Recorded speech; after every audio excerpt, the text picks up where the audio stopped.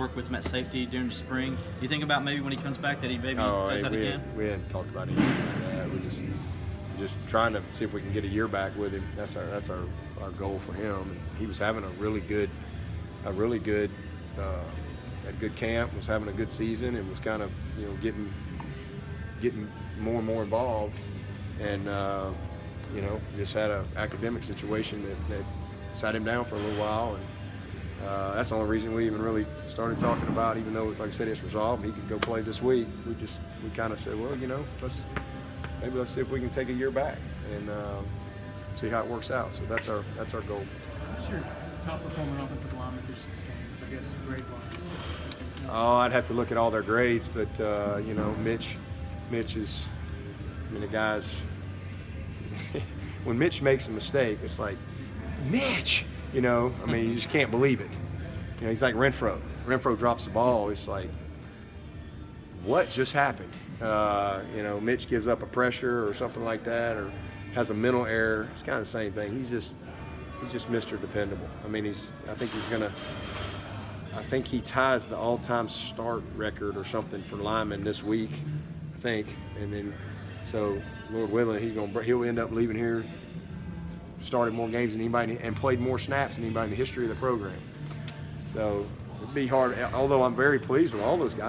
I think the guys have all had some moments where maybe not as consistent as they needed to be, but I think they've all also had some really bright signs as well. But Mitch he's the epitome of consistency.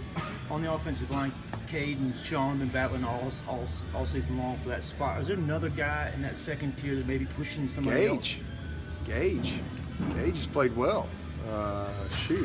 He took it over in that Syracuse game when we had to have it. That's just another thing in that Pollard's back out there playing tackle, and here's Savinka in there playing guard. And then we ended up having Bachor in there too, I think, on that last drive. So Gage has really come on. He's really come on. I look at Gage as a starter. I got all the confidence in the world in him. He's really, and he's playing, a lot of snaps for us. So he's in that same tier. Coach, quarterback is such a position of leadership. You have a true freshman quarterback now. You had Deshaun was a true freshman. How difficult is it to walk that line between being a leader on the team as a true freshman, still maintaining, the humility of a freshman? Yeah. Did Deshaun comport himself, pretty much the same way Trevor is? Yeah, I just think it's that just goes back to the personality of that person. You could be a very talented freshman, be cocky and arrogant and high maintenance and all those things. I've been around that, and it's harder to lead. Or you can be a guy that leads by example, respects the veteran player, just comes to work every day, consistent, great preparer, attention to details, above and beyond type of a guy, and then all of a sudden you quickly, everybody notices that, and he's definitely that. He's a natural leader. He's a lot like Deshaun in that he's not a loud leader. He's just loud by how he plays and practices and prepares.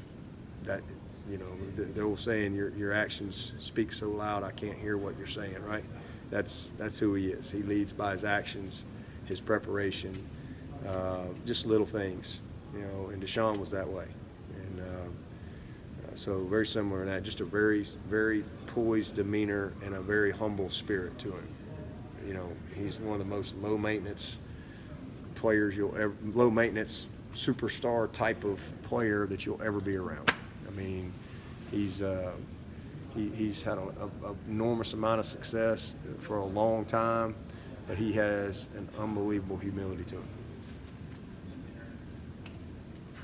All right. Thanks, Coach.